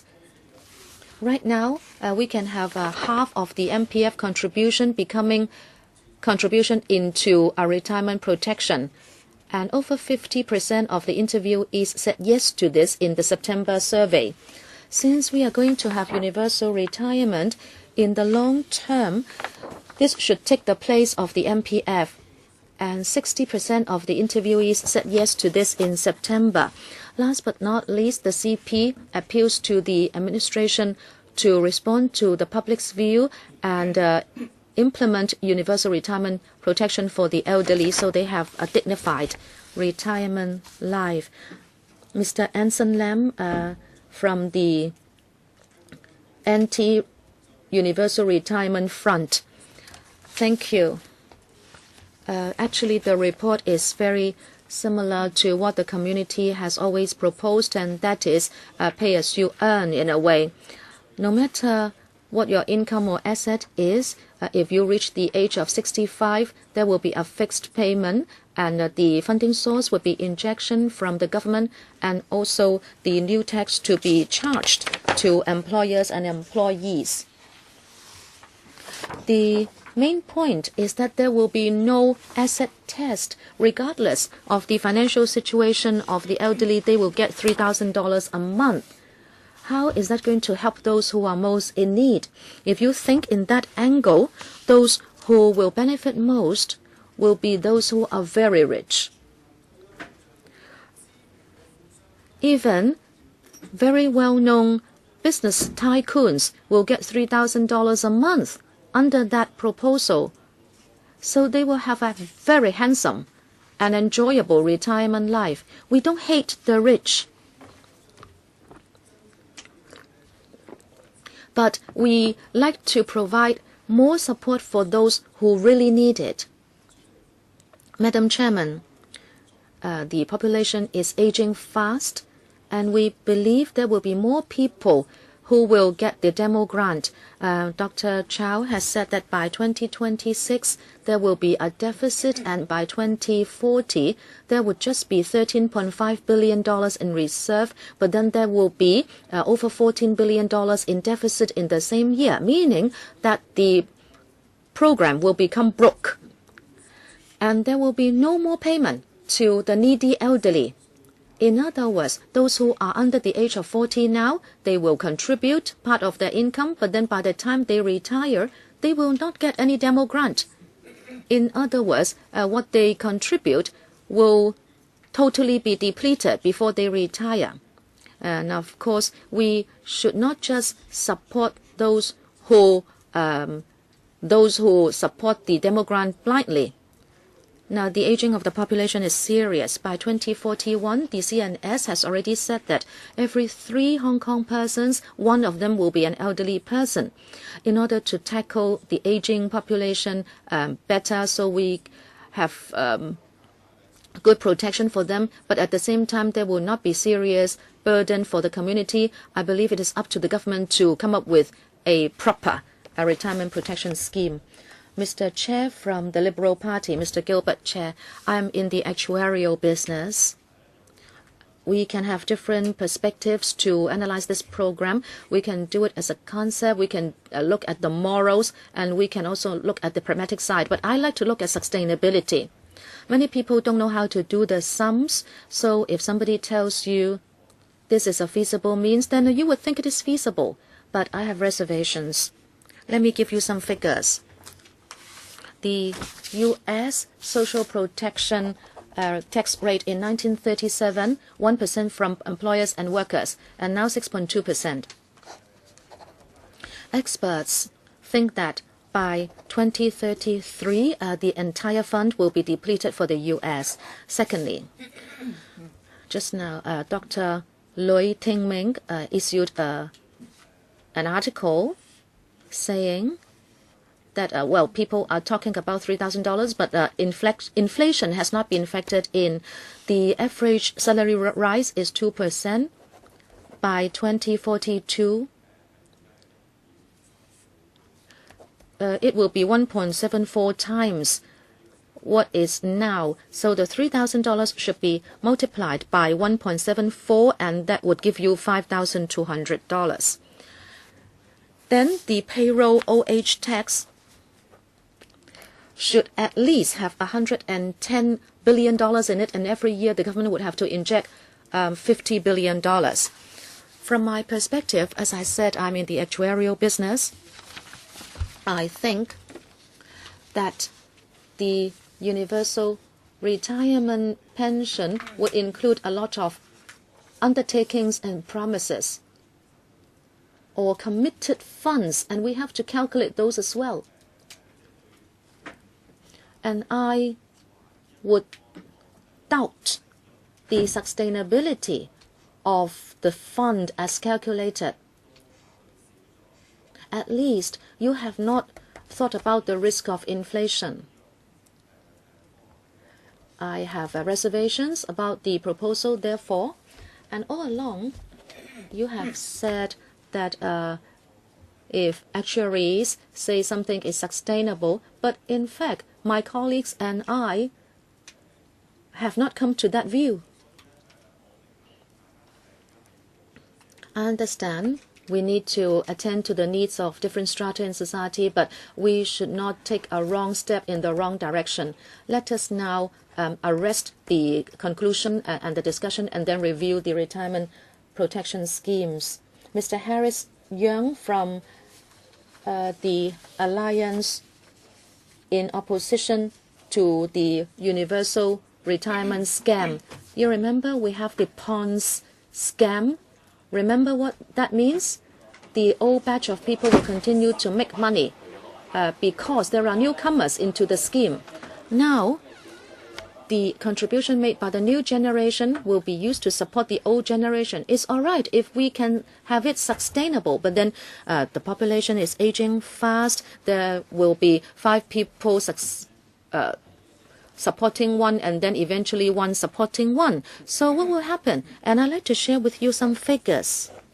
if the data is correct, at present, the SWD CSSA payment is such that it is $3,055 for singleton elderly people over the age of 60. I don't know whether it's correct. And the CSSA recipients take up about 60% of that. That is about 150,000. And then with rental subsidy. Just now I heard that people are worried about their retirement life. Now, if we come back to today's commodity price level and today's CSSA level, what should happen? I think the government should be able to give me a PRH unit. Social welfare, the SWD will resolve that for you. And then every month I'll get $3,055 per month if the statistics are correct. And then in the bank, I will have some savings up to the limit of $41,000. So I have to consider an issue. Why is it that at this stage, I would not like to take out CSSA? If I don't take out CSSA, and as a result, the government is going to abolish social welfare, should we still oppose CSSA? Should we still think that CSSA is stigmatizing? No, because the CSSA is to help the needy. If you're needy elderly, every month you get $3,055 and you get rental subsidy from the SWD. Is it really true that the elderly are not supported by society? No, that's not the case. Non-means tested mechanisms should become a condition. That's what people are saying. I find this very strange because under that Mr. Li Ka-shing will be able to benefit as well. Well, some people think that they are taxpayers, they have paid tax, but that doesn't mean that they should be eligible. And then from the government, from the public coffers, we paid for PRH units. We're talking about what society needs. We're not talking about what everybody should receive. Next, Mr. Mark Fu from 反對老鳳金聯盟, an organization opposing universal retirement protection. Madam Chairman, I heard a lot of viewpoints just now, but no responses. We put forth our viewpoints, but there are no responses. Today, I'd like to go back to pragmatism. Just now, many deputations and individuals shared with us how much difficulty the poor elderly are facing. And they said that they're not supported and assisted. Is that the fact? We have the CSSA scheme, we have the OAA, we have all sorts of assistance for the elderly. Now, all these are to help the elderly. Now, we're proposing this universal retirement protection system. Is it really good for the elderly? Can it protect the elderly? No, because on the average, we'll get $3,000 per person. Those in the opposite side and those on this side, everybody will get $3,000 per month. For the poor elderly, they have to apply for CSSA, and the $3,000 will be deducted from the CSSA. So that's no help at all to them. $2,855, and the OAA would be cut. So every month, how much more a poor elderly will get? Just now, an expatriate said that our resources shouldn't be evenly distributed. We should focus our resources on those who are in need. We need a social security system. Just now, the friends on the opposite side said that the CSSA scheme is problematic. It has a stigmatizing effect. Why is it so? If all of us understand that CSSA is to help the weak and the old, then nobody will label the CSSA recipients. Absolutely, absolutely, they can use CSSA to support themselves in their old age. We don't need extra burden placed on every member of society. We don't need a universal retirement protection system for society. As for the owners of even distribution of resources, it said that with universal retirement protection, the government, the employers, and the employees will all contribute. Well, we've forgotten that every head of expenditure, including this conference room, every cup of water, are supported by tax, all sorts of tax. So employers and employees have already borne their responsibilities. The new scheme will not change this reality. It's just that resources will be wrongly used. So I oppose the universal retirement protection system. Next, Ms. Vera Yuen from 反对全民退保关注组, a concerned group opposing universal retirement protection. Madam Chairman, a number of newspapers said a lot about the universal retirement protection scheme. I'd like to say something on behalf of young people.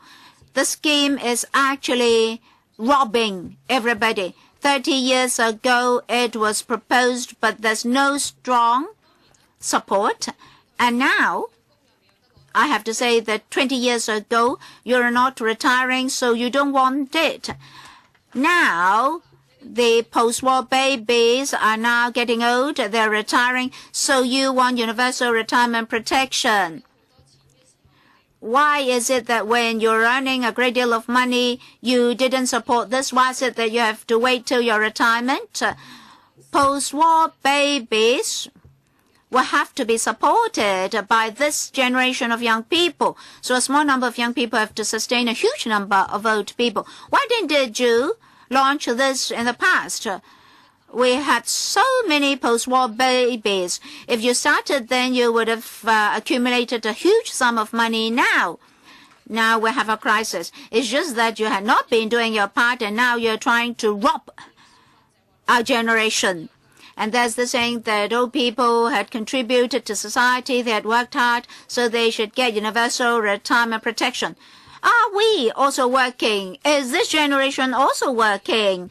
Why is it that you work, I work, but you can save up your money to buy properties, enjoy good food, and have pleasure, and we cannot save any money even for home ownership? Why is it that I have to contribute 40 years before I get anything, and you contribute nothing but you get the benefit?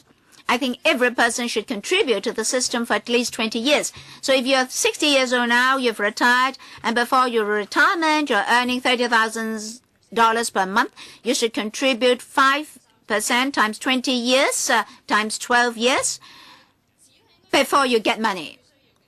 Money should go to the most needy in society. For those who own properties to the tune of millions of dollars, if every month you want old age pension, you can take out annuity schemes, or you can have reverse mortgage. Then you can mortgage your properties in hand and get money.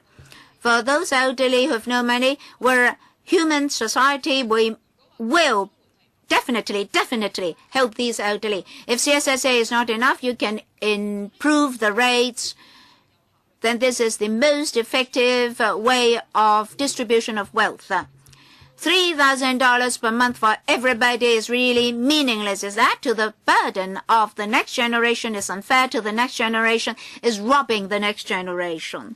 Next, Mr. Dominic Lee from Liberal Party Youth Committee. Madam Chairman, just now it said that universal retirement protection is social welfare. Of course, we need to protect the needy in society. But the real protection, the real safety net should be for the really needy ones.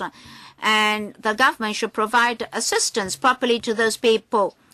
Everybody getting $3,000 is not protection, it's distribution of money. No matter how wealthy our society is, resources are always limited. Should our resources not be used to help the most needy? You're suggesting $3,000 per person. Why not $6,000 per needy person, or $9,000 per person for, say, 1/3 of the most needy one-third? They say the CSSA is stigmatizing, it will affect family harmony. If there's nothing to hide on our part, why should we be afraid of means tests? If a family satisfies the eligibility criteria, why should CSSA affect family harmony? They're saying that all means tests will produce a stigmatizing effect. Some speakers just said that when you apply for BRH, will you be stigmatized? Will you be labeled tripartite contribution? Some people say this is fair. Just now a lady said that this is the common responsibility of society. Everybody should contribute, so it's not unfair. But tripartite contribution is misleading. As Mrs. Margaret Thatcher said, taxpayers' money is public money. For the contribution from the business sector, will they pass on that to the ordinary citizens? So the biggest victims will be the employees and the SMEs, for example. We have friends from the actuaries, from the accountancy firms. We're told that there's no consensus at all. Professor Nelson Chow is saying that even in 2040 or 41, each person will only get $3,000. For a young person, is $3,000 enough? Today, many people are telling me not to attend this public hearing.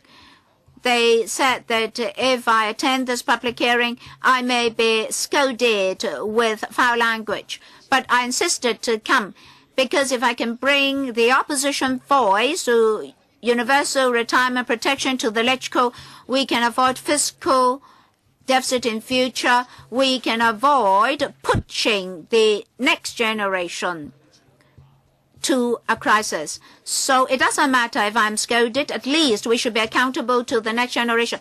So we'll resolutely oppose universal retirement protection. We'll not give in at all. We won't give in, not even an inch. Well, just now, Ms. Chang was absent, so you have 3 minutes. Thank you, Madam Chairman. Good morning, friends. Just now, a number of speakers expressed themselves in relation to universal retirement protection. I have to say that we've been discussing this for a long time. There's huge controversy. We haven't reached consensus yet. Well, we've been discussing this for decades. But those who can receive money, well, we conducted a survey. Those who can receive money under the proposed system will by and large support the proposal. But when asked who will contribute, are you willing to put some of your MPF into the contribution scheme, or will you be willing to pay extra contribution into the new scheme? Views were divided. In particular, for the young persons and the middle class, their reaction was particularly strong. And just now we heard some opinion. For the DAB, we keep to the middle of the road approach. The OAA should serve as a basis, and then we should have a 3-tier system with means tests. For the relatively poor elderly, we should provide different types of assistance to them. Then we can resolve this long-standing issue. We won't be marking time. We can make advancement. And then if we launch this under an existing system, then different sectors of the society and the enforcers will find it easier to manage, to maneuver, and the system will be more acceptable. So we should launch it first. Then we can gradually conduct a review to modify it and rectify where necessary. I think that will be a way out under this controversy. Thank you very much. The deputations and individuals have already spoken their mind just now. Now it's time. Up to 11:50 will be the time for members to ask questions. Colleagues, well, Mr. Alberto, 4 minutes each. Madam Chairman, on this issue, I've attended a lot of similar discussion sessions and public hearings. Apparently, today, I'm not the most deaf, so to speak, here. Some speakers had used very strong language just now. Of course, they had very deep feelings. They scolded the supporters and advocates of this proposed system. Ms. Wong has left. She's been scolding socialism, not yet communism or Communist Party. Well, such policies will, to a certain extent, involve wealth transfer. Different schools of thought have different supporting views and grounds. I have heard the opposing grounds a lot of times, and those friends who are repeating those opposing grounds today should think about this. In fact, the same happens to many existing policies. For example, you said, well, the wealthy person, well, we always mention Mr. Li Ka-shing. You said that we should not give no more money to wealthy persons. But in fact, wealthy persons are already enjoying Social Security benefits. Take, for example, OAA. Wealthy people can receive that, but there's no means test. And the transport subsidy, the $2 for the elderly, no means test. 15 years of free and compulsory education, no means test. If you've ever gone to public hospitals, visit the general wards. I visited general wards. Some of the patients were wealthy people. There's no means test. As a citizen of Hong Kong, I find this a very proud system for me. You say the CSSA scheme is under a means test, but that remark is not correct because we're not opposing any policy with means tests. Housing, for sure you need means tests. By a certain age, you should be eligible for assistance. If you want to receive CSSA, you must undergo means tests. If in university you apply for loans, you have to undergo means tests. Well, but I have to say that a number of assistance schemes in universities are not subject to means tests, so you still receive assistance from the government. So we have means tests for certain systems, but not for other systems. Now, we have to consider the rights of citizens. For those who have to live here and work here for a long time, we have to give them social assistance so as to uphold their dignity. For me, so long as you satisfy the status of citizenship, or as a citizen you've been contributing to a certain extent to society, then you should be entitled to certain assistance. This happens to a lot of other jurisdictions. Canada, United States. Well, you need not talk about Northern Europe because people are saying that the Northern European countries are welfare states. Now we need a more civilized system. We should follow this trend of providing assistance to citizens. If you want to speak, raise your hand. I'll make the arrangement. Mr. Tan Ka-Piu. Thank you, Chairman. For the upper sorry for the first part of this public hearing. I have to thank the deputations and individuals for attending this session. They are of a high quality, which is commensurate with or more or less similar to what we had with the professionals and academics. We're discussing this universal retirement protection for the elderly. 其實啱啱13年尾。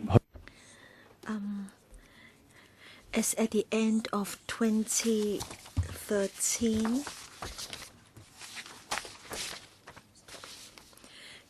$25.5 billion were used on the various schemes for the elderly. And so 20 years down the road, the amount will have reached $50 to $60 billion, assuming that the rate will not be increased.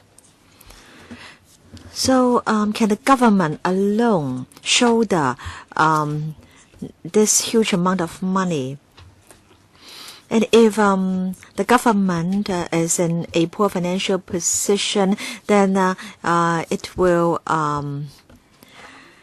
slash the amounts or may have to resort to other means to increase revenue. And so we really need to have a scheme with multi-party contribution. In fact, the DAB and the New People's Party have proposed a means-tested retirement protection scheme. And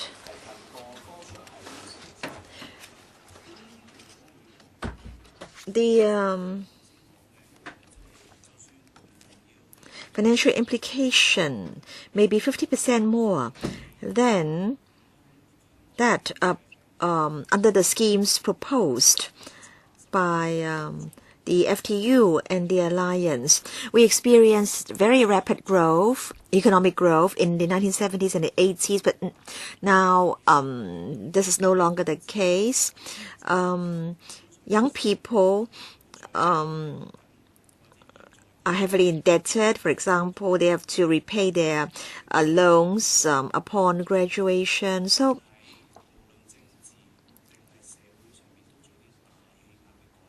I think the administration should have the courage to make bold changes to the existing system. My request is humble, Secretary. Professor Chow and others have put forward many different proposals. So when are you going to carry out a public consultation exercise? Secretary. Chairman, the administration's position is very clear. The professor's report reached us only in the latter part of August. The Commission on Poverty in fact intended to have a meeting at the end of September, but because of certain events in society, the Commission didn't have a meeting. But the Commission was going to have a meeting in November, later this month, to discuss this matter. So the Commission on Poverty will hold a meeting on the 24th of November. If you can't find a suitable venue, you can approach the FTU for a venue. Right, members. Because we need to adjourn the session by 11:50, members. Because we'll have to meet other deputations after the break. So each member can only have 3 minutes instead of 4 from now on. Mr. Poon Chiu Ping, thank you. I thank deputations for coming today. Now, of course, there are people for the idea and people who are against the idea.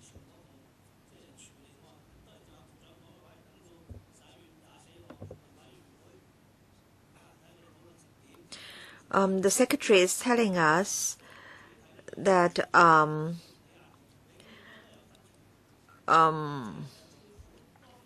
the Commission on Poverty is going to have a meeting on the 24th. I want to say that there are bound to be divergent views.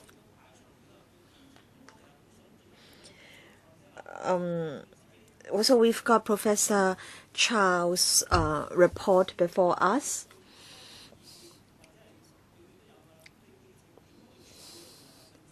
So how is the administration going to deal with the divergent views in society? Because there simply can't be a consensus in society. So I just want to know what the Secretary's position is at the moment. Secretary, Chairman, now I'm now not giving you my personal views. I am stating the administration's position. The administration is concerned about the issue of retirement protection, and that was why we commissioned Professor Chow and his team to carry out a study. I want to say that the initiative came from the administration. We took the initiative to commission Professor Chow and his team to carry out a research. I want to say that, in fact, the issues involved are complex. The views in society are divergent, and the concepts are complicated, and we also have to sort out many of the issues and their implications. And also,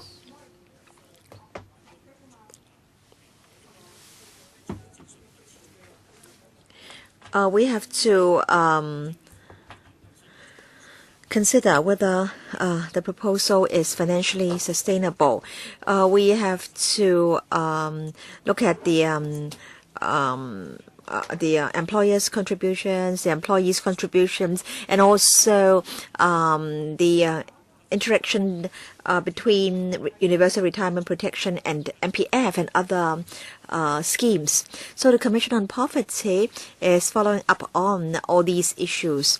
At the meeting on the 24th of November, the Commission will have an in-depth discussion into the various issues, because at the last meeting of the Commission, there wasn't a chance for members to have a detailed discussion. They merely listened to Professor Chow's briefing.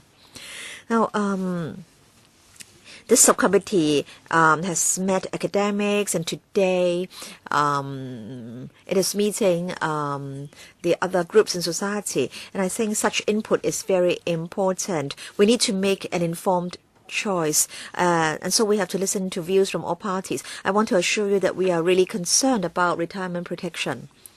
Mr. Leung Yu-chung. Yes, thank you.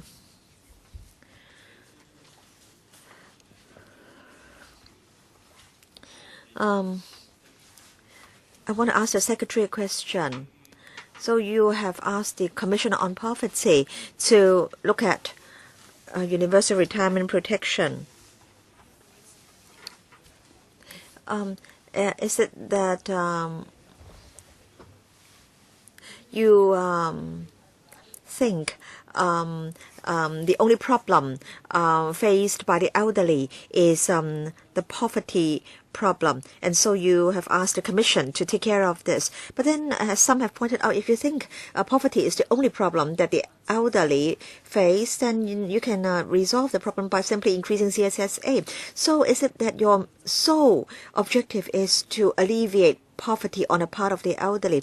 Last time when the academics came, I asked them whether universal retirement protection would only alleviate poverty among the elderly, and they said that universal retirement protection is also a token of our appreciation for the contributions made by the elderly for Hong Kong.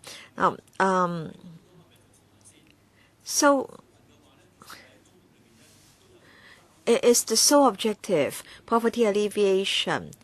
Now, we have the public transport concessionary fare for elderly as well. So are you saying that this is not necessary because an element of transport subsidy or public transport subsidy is included in the formula for calculating CSSA payments? So why is it that it's not your bureau which is taking follow-up action on the report? Why is it that it's the Commission on Poverty? I want to say that universal retirement protection is not merely a welfare issue. Universal retirement protection is to thank and reward people for the contributions they made in the past. So you keep talking about the relationship with MPF and how where the money can come from. And so can you clarify your position? The member is right, Chairman.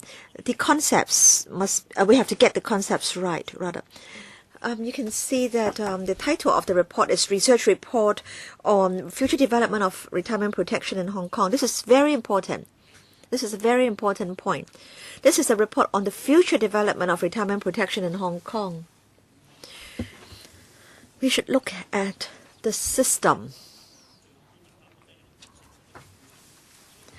And we hope to forge a consensus in society on the way forward. I think we need to work together in a cool and calm manner to find the best solution for Hong Kong. Let's find the right way for Hong Kong, for Hong Kong's well-being. And why the Commission on Poverty? Now, Professor Chow has said in the introduction that 1/3 of our elderly persons are poor, and the problem of elderly poverty has attracted a lot of attention and concern in society. Thank you. Mr. Chen Chi-chun. Yes, thank you, Chairman, and I thank all those who are concerned about retirement protection in Hong Kong. Now, it's obvious that retirement protection is wider than poverty alleviation.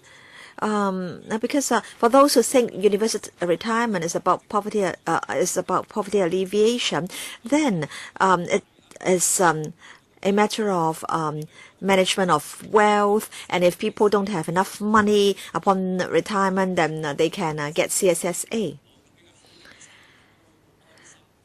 Retirement protection means that young people can live and work happily without having to get too worried about what's going to happen after retirement. Now, concerning the title of this report, Future Development of Retirement Protection in Hong Kong, many elderly citizens have told me that they don't think they will live long enough to see the implementation of universal retirement protection.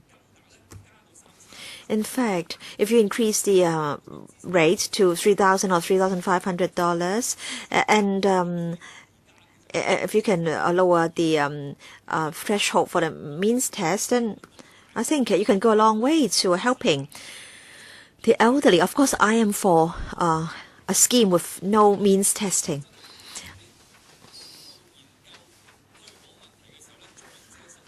Secretary, while you study retirement protection, you should, in the interim, increase the OALA rate. Now, I have only 1 minute left, and I want to say that Matthew Zheng hasn't told the elderly the truth.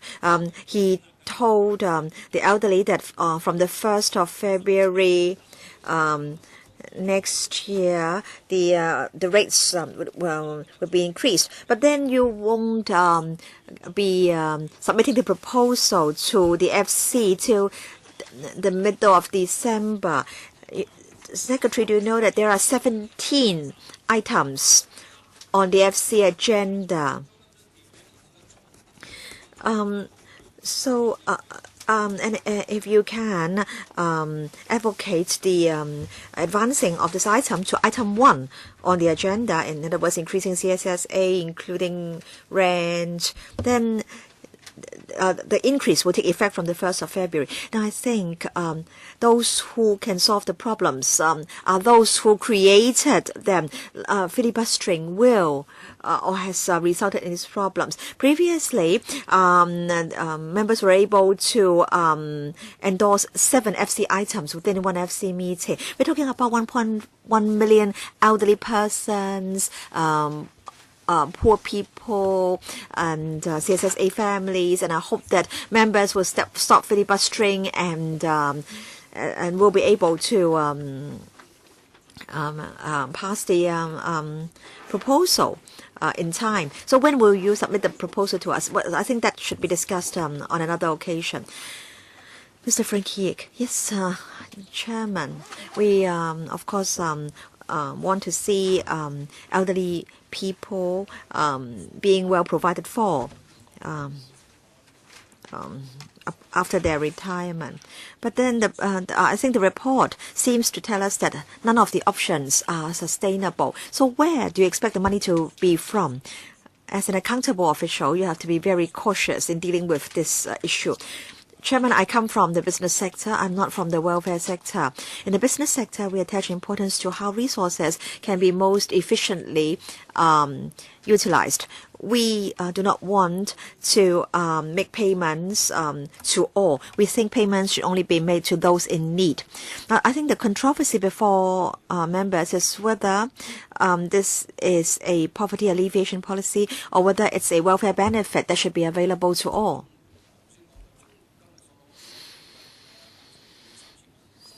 Now, in fact, the CSSA rate is also about $3,000, similar to the demo grant rate proposed by the professor. So why is it that we keep saying that there is a labeling effect on CSSA recipients?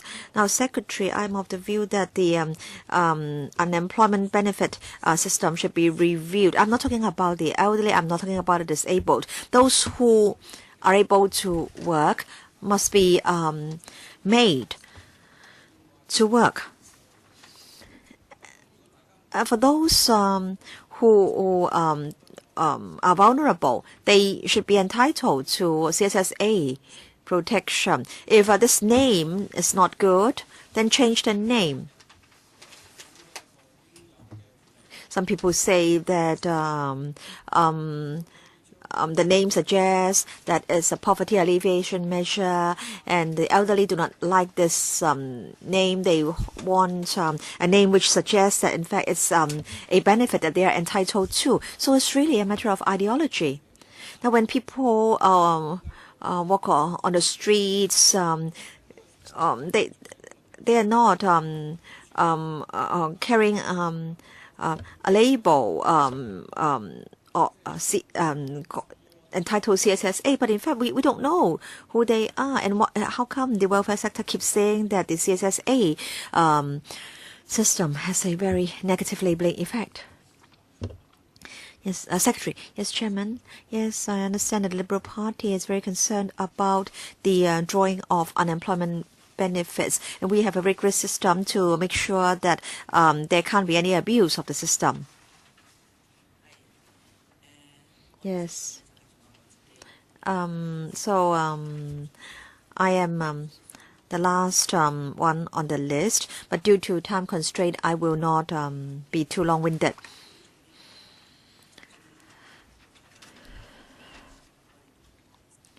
I want to say that many have been fighting for universal retirement protection for decades. And I agree with some members that there are bound to be different views in society. And it's just understandable that the business sector and the labor sector hold different views on the matter. But I want to respond to the remarks made by one lady. She said that, in fact, universal retirement protection should have been implemented 20 years ago. But if this is implemented now, then the younger generation and not us will be shouldering the financial burden. So we don't want young people to 20 years later make the same allegation.